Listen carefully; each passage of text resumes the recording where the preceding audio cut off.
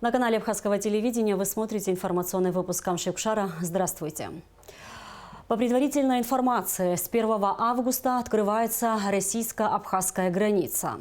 Информацию об этом распространил Интерфакс со ссылкой на российский оперативный штаб по борьбе с коронавирусом. По итогам заседания принято решение об открытии 1 августа государственной границы Российской Федерации с Республикой Абхазия. Решение принято на основании заключения Роспотребнадзора и Минздрава России по оценке санитарно-эпидемиологической обстановки в Абхазии и определения готовности объектов абхазской инфраструктуры к приему туристов, сообщил в Оперштабе. Мусульмане Абхазии, как и весь исламский мир, отметили праздник Курбан-Нуха, Курбан-Байрам. С праздником мусульман Абхазии поздравил президент республики Аслан Бжаня.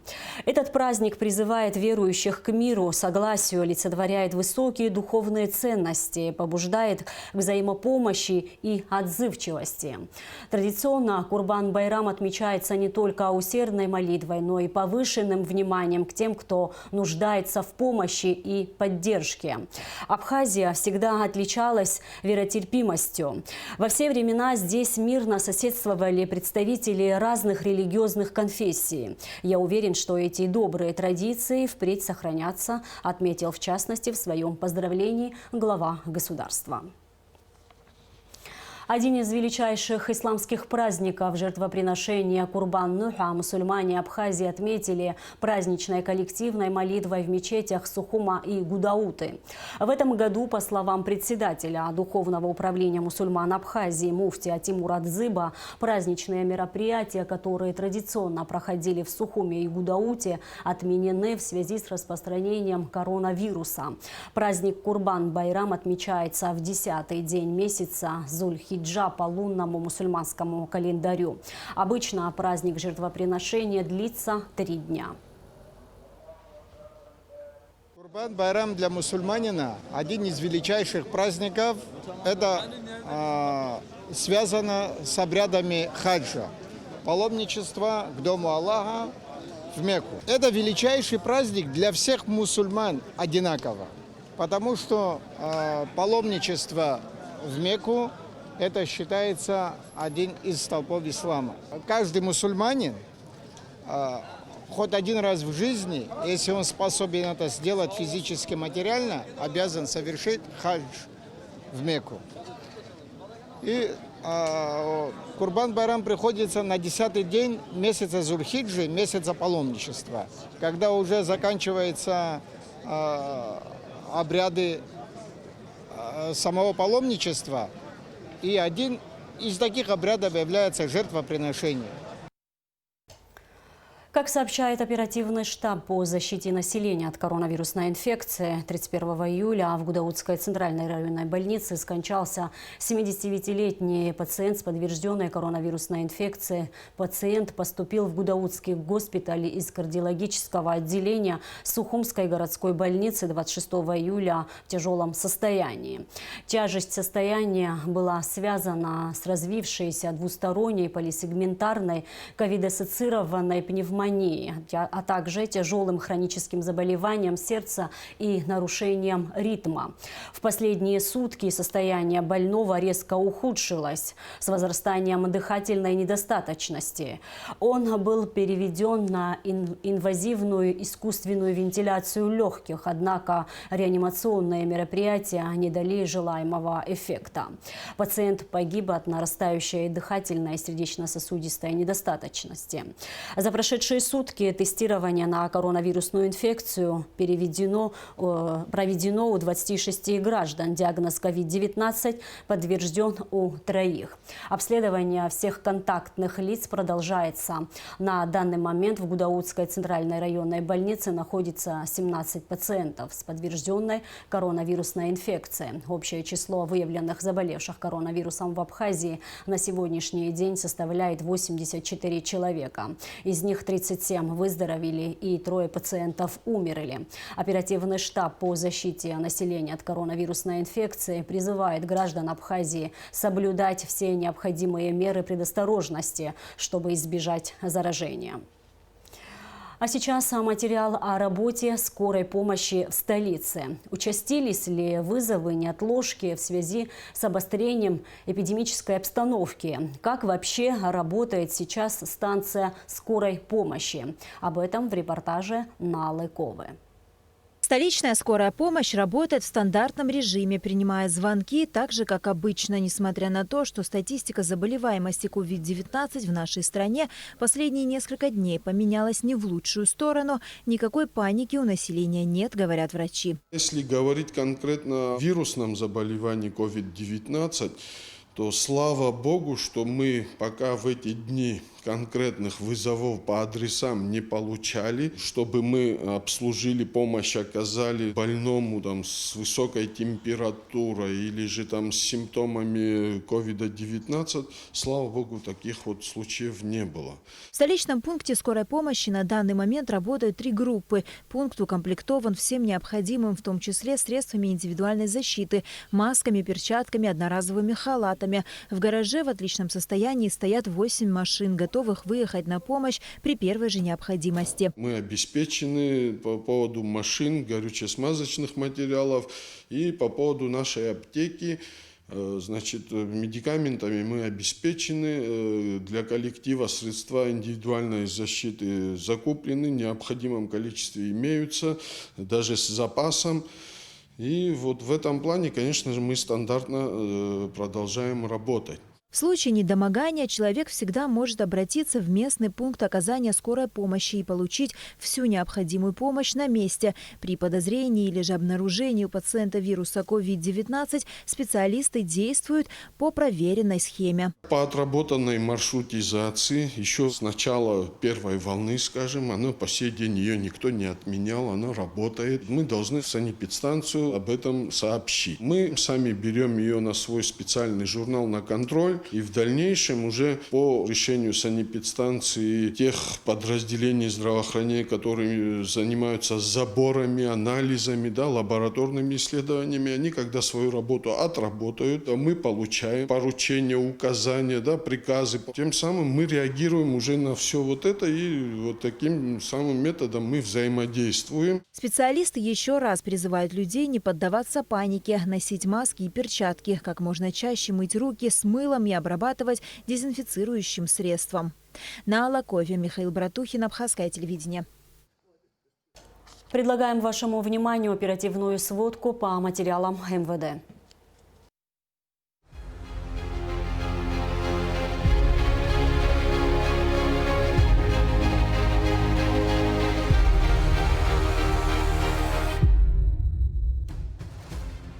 В отношении жителя Гуларыбского района Барганджи Раша Валерьевича 1983 года рождения возбуждено уголовное дело по признакам преступления, предусмотренного частью 1 статьи 223 и пункта В части 3 статьи 224 Уголовного кодекса Республики Абхазия.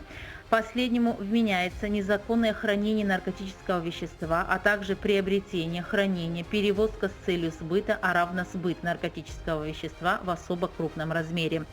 При проведении осмотра спального помещения по месту жительства вышеназванного гражданина сотрудниками милиции изъят хранимый в тумбочке синий заизолированный сверток, внутри которого содержалось рассортированное в 2 аналогично упакованных свертка вещество светлого цвета, как впоследствии установлено экспертами, наркотического вещества метадон. В спальной комнате Барганджи обнаружены и изъяты 5 мобильных телефонов и ноутбук, а на 1-м этаже жилого помещения у камина обнаружены фрагменты бумаги, синей изоленты и полиэтилена, которые также были изъяты для дальнейшего исследования. В ходе проведения дальнейших оперативно-розыскных мероприятий в отношении гражданина Барганджи последний указал на места так называемых тайных закладок, которые, как пояснил задержанный, он сделал ранее с целью реализации наркотического вещества. Уже готовая к реализации закладка обнаружена сотрудниками милиции по Обжуйскому шоссе непосредственно перед средней школой Гуларыбского района. В изъятом заизолированном желтой лентой свертке находилось еще 2 упакованных свертка со светлым веществом. Далее при осмотре участка местности у магазина «Эдем» обнаружен и изъят сверток в синей изоленте, внутри которого также находилось аналогично рассортированное светлое вещество. В экспертно-криминалистическом центре Министерства внутренних дел установлено, что изъятое у гражданина Барганджи вещество является наркотическим средством метадон. Задержанный в установленном порядке прошел процедуру медицинского свидетельствования, в результате чего установлен факт потребления последним наркотического средства метадон. Раш Барганджи, определяющийся в криминальной среде как так называемый территориальный смотрящий, задержан сотрудниками уголовного розыска отдела внутренних дел по Гуларыбскому району в результате проведения оперативных мероприятий 29 июля текущего года. Расследование уголовного дела, возбужденного в отношении данного гражданина по факту незаконного хранения и сбыта наркотического вещества, проводит следственная группа районного отдела внутренних дел.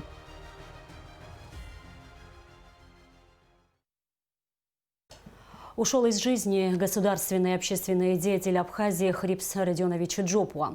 Хрипс Джопуа родился в 1959 году в селе Чулоа Чемчерского района. В 1985 году окончил филологический факультет Абхазского госуниверситета имени Горького.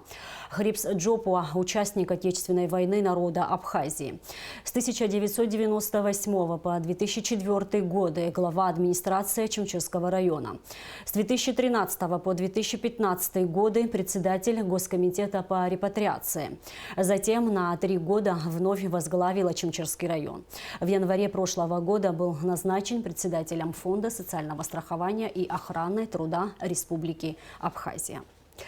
Представители руководства администрации города Сухум провели инспекцию проведенных ремонтных работ в жилых домах на массиве Гумиста. О том, какие именно проведены работы, в материале пресс-службы столичной администрации. Жители 2 девятиэтажных домов этого района обратились с письмом в администрацию города. Уже много лет в этих многоэтажках отсутствуют перила в подъездах с 1 по 9 этаж, а в одном из них на окнах между пролетами нет решеток.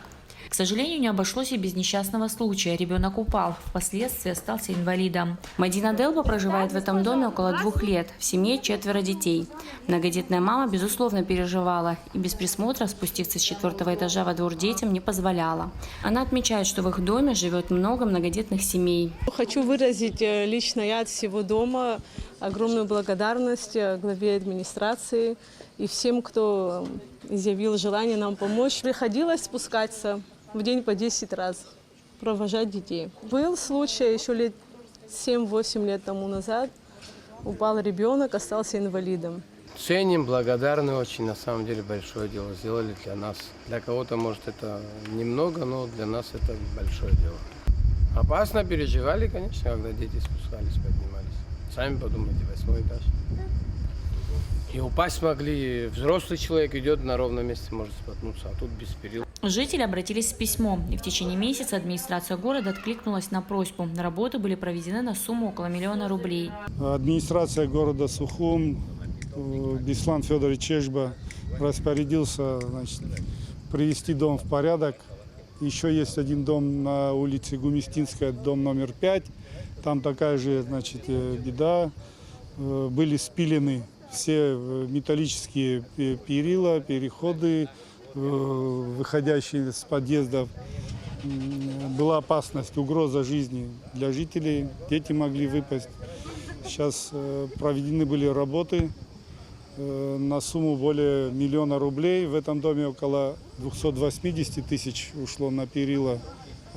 По Гумистинской, дом номер 5, 723 тысячи с копейками. Мы старались, сделали все для того, чтобы обезопасить жителей, особенно детей, которые здесь, добираясь до дома, могут даже баллы шаля выпасть. Времена не самые лучшие. В этом году, вы знаете, пандемия, и налоговые сборы не самые лучшие.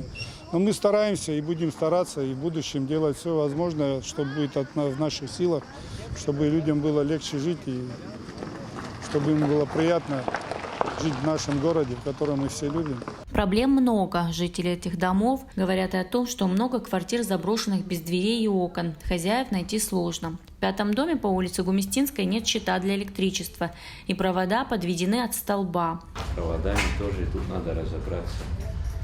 Специалисты должны приехать сюда, не определять, где стояки будут. Все будут менять, все будут делать. Ремонтные работы по городу продолжаются. Представители столичной администрации также посетили парк на набережной, который облагораживается. Проинспектировали и новую остановку, появившуюся совсем недавно на проспекте Аяйра. Нормальное освещение с спортивным комплексом, который рядом стоит. И детский садик будет радоваться, и люди, спортсмены будут радоваться. И жители просто будут приходить, покрывало бросил, отдохнуть. Илана Какаля, Давид Авец, специально для абхазского телевидения. Администрация города Сухум продолжает работу по благоустройству столичных парков. Сейчас идут работы в сквере напротив администрации и в парке Боевой Славы. Ведется расчистка территории, обрезка деревьев, укладка новых тротуарных плит. Также здесь были заменены линии электропередачи, покрашены лавочки. Планируются работы на набережной столицы в районе Маяка. Сейчас там тоже проходит очистка территории. Здесь проводятся работы, обрезка, очистка территории. Обрезка деревьев, она сейчас по плану как бы не делается. Но мы с экологами держим связь и такую обрезку, которую возможно делать, в таких случаях мы делаем. То есть с ними это согласовано.